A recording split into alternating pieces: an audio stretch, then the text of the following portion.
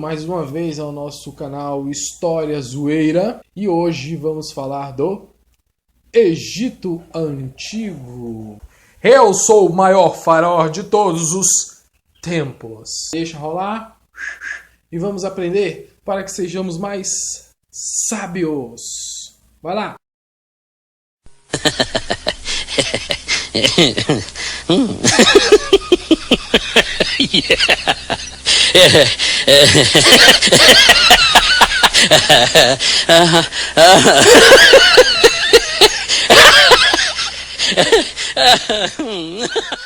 Hoje vamos falar do Egito Antigo. Primeira coisa que você tem que saber sobre o Egito Antigo é a sua localização.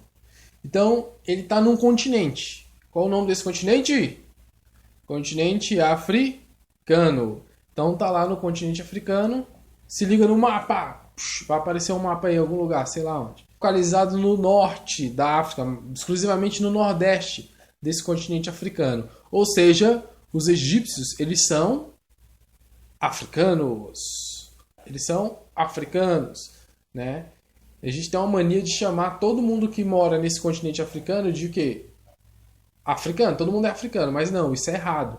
Tem os egípcios, tem a galera do Sudão, tem a galera do sul da África, né? Tem a galera da Etiópia, da Nigéria. Então, tem gente de tudo quanto é lugar. Assim como a gente não faz isso com o continente americano, a gente não chama o norte-americano e o chileno, por exemplo, ou o mexicano, todo mundo de americano. Não. A gente fala o mexicano, o brasileiro, o argentino. Por que a gente faz isso com a África? Preconceito. Eu vou fazer um vídeo falando exclusivamente desse tema, em específico, para a gente discutir mais esses temas. Então você sabe que está no nordeste da África e já saca que eles são o quê? Eles são os africanos, beleza? Mas a gente são os egípcios. A gente chama de egípcios, mas eles têm outros nomes também, que é pouco falado. Por exemplo, egipcenses, egiptanos, e outros que eu não vou lembrar, né, que não são muito comuns, mas essa nomenclatura também é usada. As primeiras pessoas chegaram nessa região, onde é o Egito hoje, por volta de mais ou menos a datação, o mesmo período da galera da Mesopotâmia, 5.000 a.C., né, e aí elas vão começar a se desenvolver de verdade, né, com significância 3.200 anos antes de Cristo. Eles começam a desenvolver nessa região. E lá tinha uma coisa muito, mas muito importante, que era um rio. Qual era o nome desse rio? Rio Nilo. É o nome do rio. Qual é a importância desse rio? A mesma importância que vai ter o rio Tigre e Eufrates para a galera da Mesopotâmia. Então, você tem que lembrar que essa região do Egito ela é ultra deserta, ultra quente, seca. E as pessoas, né, vão justamente vão desenvolver perto, né, do rio Nilo. Porque esse rio Nilo aí é um lugar mais fresco. Inclusive, a palavra Egito vem da palavra Kemet, que significa terra negra. Essa terra negra se refere justamente à terra que ficava perto do rio Nilo, que é uma terra escura, né, e rica em humus, que é uma espécie de lodo. E a principal função do rio Nilo é justamente os regimes de cheia que o Nilo tinha. Anualmente, o rio Nilo ele enchia e depois ele baixava, voltava para o seu curso natural. Quando ele enchia, tinha esse humus que ficava ali, né, no chão, e a galera aproveitava para plantar, para desenvolver a agricultura. A base econômica do povo egípcio é a agricultura. Aqui, ó, esse livro, o nome do livro é História, né, escrito por Heródoto ou Heródoto, tanto faz. E aqui ele escreveu as suas viagens. Ele era um grego que viajava pelo mundo conhecido na época. Ele viveu em aproximadamente 480 anos antes de Cristo. E ele fala do Egito aqui. Ele, né, tem uma parte aqui que ele fala só do Egito, além dele falar dos gregos. Aquele filme que você assistiu, Os 300, por exemplo, está narrado aqui nessa história. Né? Ele que conta nessa história aqui. Heródoto de Alicarnasso. E é muito engraçado porque ele escreveu que o Egito é uma dádiva. O que isso quer dizer? Que graças ao rio Nilo foi que as pessoas conseguiram desenvolver uma civilização, uma cultura espetacular, né? Que até hoje tem muita coisa que a gente não consegue explicar, né? Mas a gente também não pode esquecer da inteligência do ser humano, utilizar daquelas águas para conseguir desenvolver a sua civilização. A sociedade egípcia ela está dividida em classes. Né? A gente tem a figura principal, o maior faraó de todos os tempos. Toda vez que você ouvir falar de que o rei ou o faraó ele usa dessa justificativa divina, a gente tem que lembrar que isso se chama de estado teocrático. Teos, Deus, crático, governo. Né? Então o faraó tem essa função. O faraó é tão importante que se o rio Nilo, de repente, lá no ano, não teve a cheia, a culpa é de quem? É do faraó. Se não choveu direito, a culpa é do faraó. Se as colheitas não foram boas, é culpa do faraó que não está se comunicando bem com os deuses. Então olha a responsabilidade de ser um faraó. Então ele está no topo. Né? Logo depois a gente tem as pessoas da família. Onde é que o faraó morava? No palácio, junto com a sua família, que são os nobres. Né? E depois a gente tem a galera, a gente tem os militares, a gente tem os escribas. Para que os escribas servem? Escribas, escrita. Então os caras escrevem. Né? Eles são responsáveis por escrever a história do faraó, fazer a contabilidade, né, das vendas, da questão do comércio. Na Mesopotâmia a gente tem um tipo de escrita que é o que? A cuneiforme. No Egito a gente tem a principal, que é o hieróglifo, que é a escrita sagrada. São os textos sagrados, os caras escreviam em templos, aquela coisa toda que a gente já conhece, vê em filme e tá aí também. O outro tipo de escrita que a gente tem, que é um pouco mais simples, é a hierática, que era feita pelos escribas. Eles escreviam geralmente em papiro, por uma coisa mais simples do dia a dia. E a gente tem a demótica, que é ainda mais simples e era usado pelas pessoas no geral. A gente tem outro personagem muito importante também aí, que são os sacerdotes. Os sacerdotes são os responsáveis por fazer os ritos nessa sociedade. Eles vão desenvolver os ritos, vão fazer rituais, vão sacrificar animais para os deuses. Né? Então eles que vão desenvolver essa parte toda de ritual, de religião, apesar de não existir divisão entre o que é política e o que é religioso no Egito Antigo. Isso é uma coisa só. Não existe o lugar da igreja separado do local de tomar decisões políticas. É tudo uma coisa só, é tudo unido.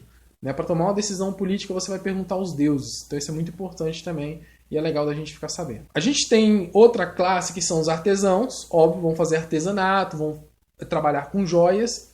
E a gente tem uma outra classe que são os trabalhadores, os construtores. Né? É a galera que vai trabalhar no geral. Então a gente tem o pessoal da agricultura, que vai estar lá plantando e colhendo, e a gente tem os construtores, que vão construir os templos, vão construir as pirâmides. Ah, professor, mas e o escravo? O escravo, ele é muito perigoso a gente falar essa palavra no Egito. As provas, Enem, prova de escola, muitos professores ainda ensinam que existia escravo no Egito. O que é um erro, tá? Por que é um erro? Nas construções das pirâmides, das 3 grandes pirâmides, o complexo de Gizé, que a gente chama, um arqueólogo, mais especificamente um egiptólogo chamado Zahi Hawass, ele vai falar que não existia escravos. Por que não existiam escravos? Existiam construtores. Por quê? Porque perto das pirâmides do complexo de Gizé foram encontrados uma cova, várias covas com vários corpos enterrados ali. E nele tinha inscrições de que eles eram construtores. E dentro da principal pirâmide do complexo tem um nome, que são os amigos de quê? Gente, qual é o nome? Os amigos do faraó. Os amigos do... Enfim. E dentro da principal pirâmide tem um nome dessa equipe que construía. Né? Então, se eles fossem escravos, eles não iam ser enterrados perto da pirâmide. Eles não iam ter um preparo do seu corpo, né? Ser preparado para a eternidade.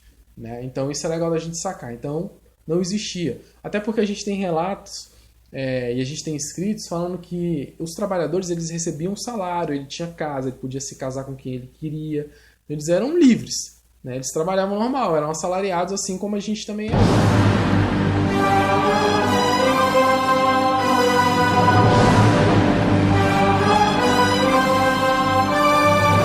Meu nome é Anubis.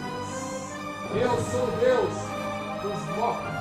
Eu guio a alma dos mortos para o submundo e levo até meu pai Osíris. Eu preciso de um morto agora. Olha, morto. Morreu. Morreu. Meu Deus. Oh, grande. Nós vamos começar os trabalhos de momificação nesta pessoa. O meu instrumento curvo para retirar o cérebro. Quebrar a narina do ET e vamos retirar o cérebro. Não tô tirando melequinha do nariz, não. Tô tirando o cérebro mesmo. Moleque zoeiro não tem nem cérebro, né? Se morresse, não ia ter nada, era só o oco. Agora a gente vai fazer uma incisão no flanco. Onde é que é o flanco? Aqui, ó. Da barriga, do ladinho. Fiz o corte e agora eu vou tirar os órgãos internos para que não apodreça, para que o corpo se torne mais preservado. Agora vamos tirar os irmãos. Vamos abrir aqui e... Ah! Meu Deus! Os rins. Este rim vai ficar no canoplo para o Deus. Tirando o pulmão! Meu Deus! Pulmão!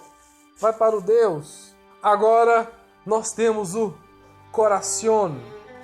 Coração del morto. Del morto. Mas o coração não vá para o canoplo. Ele vai ficar dentro do morto. Porque o coração dele precisa ser pesado. Tem sal, ó, sal. Sal, enche de sal. E agora espera 40 dias. Agora nós vamos, depois que o corpo secou, ficou só a tripa. Tá vendo que ele ficou sequinho, magrinho? Nós vamos começar a enrolar a múmia. Lembra que junto vai os amuletos do morto, né? Vai as maquiagens. Agora vamos começar a enrolar a múmia. Já temos a nossa múmia. Acerca da religiosidade, os egípcios eles eram politeístas. Eles acreditavam em vários deuses. A mumificação no Egito Antigo era uma coisa muito importante. Eles davam muito valor na mumificação. Eles davam muito valor na vida pós-morte. Essa era a coisa mais importante para o egípcio. Depois que você morre. Essa é a coisa mais importante. Viver não é o mais importante. Quando você morre, moleque zoeiro, peste, tem um cara que vai aparecer e vai te guiar. Anubis é o deus com cabeça de chacal que guia os mortos no submundo. Não é inferno. Ele não é o capeta, ele não é o demônio. Lá não tem fogo. É o submundo. É só o mundo dos mortos. Então ele é o deus responsável por isso. E ele guia a sua alma neste mundo dos mortos. E ele vai te levar até um cara que se chama Osíris. Ó, grande Osíris. Osíris, ele já foi vivo, mas ele morreu porque o irmão dele matou ele. Cortou ele em vários pedaços. E o filho dele, Anubis, foi que fez a primeira múmia. Quem foi a primeira múmia? Justamente o pai dele. Depois que ele voltou, né, da morte, ele ficou verde. Então Osíris ele é verde. E ele ficou sendo o senhor dos julgamentos. O que ele faz? Ele é o cara que julga o teu coração. Se tu é um moleque zoeiro, não presta atenção na aula, fuma um, que eu tô ligado, depois da aula, ou antes da aula, but to be alright, queima um Bob Marley, você, meu irmão, vai ser julgado diante de Osíris. Ele vai pegar o seu coração e vai pesar na balança de Maat. Maat é a deusa da justiça e ela tem uma pena. Plim! Tem uma pena. Essa pena é colocada de um lado da balança, do outro seu coração. Se o seu coração for impuro, porque você foi o moleque mais zoeiro do mundo, reprovou várias vezes, não quer nada com a vida, seu coração vai ser mais pesado. Se o seu coração for mais pesado, você vai morrer pela segunda vez. Você vai deixar de existir do universo. Peste, coisa boa. Né? Agora, se você é uma pessoa boa, presta atenção nas aulas de história, não é um moleque zoeiro, seu coração vai ser mais leve. Calma aí. O coração vai ser mais leve. Isso. A pena vai ser mais pesada, assim. Isso. Fiz ao contrário da outra vez. Sei lá. Vai. Você entendeu? Se o seu coração for mais leve, a tua alma tem o direito de voltar pro teu corpo e aí o seu corpo vai poder viver eternamente no paraíso. É por isso que se mumificava. A mumificação é a tentativa de preservar o corpo o máximo possível. Os egípcios também, eles adoravam tomar uma cervejinha no final do expediente depois de trabalhar. Os egípcios desenvolveram muito bem a cerveja, inclusive uma forma de pagamento também para os trabalhadores era a cerveja, era a cevada, era o trigo, era o sal, daí vem a palavra salário, porque o sal é muito importante, porque o sal vai ajudar você a conservar os alimentos, salga a carne, salga o peixe. A gente tem que lembrar que não existia geladeira, então os caras se viravam com o sal. Oi, o meu nome é Acaneteu. Tudo bem? Eu sou um construtor das pirâmides, que demorou 25 anos. Cada bloco de pedra desse daqui que você tá vendo, meu irmão, pesa 5 toneladas em média. E tem gente que acha que foi feito pelos alienígenas. Mas eu me lembro muito bem, foram eu, vários amigos, várias equipes que construiu aquelas pirâmides. Nós pegávamos pedras, descia pelo Rio Nilo, ia rolando, ia fazendo altas teorias malucas aí e construímos aquela parada. Parecia que não ia acabar nunca! Olha o tamanho disso! É grande demais!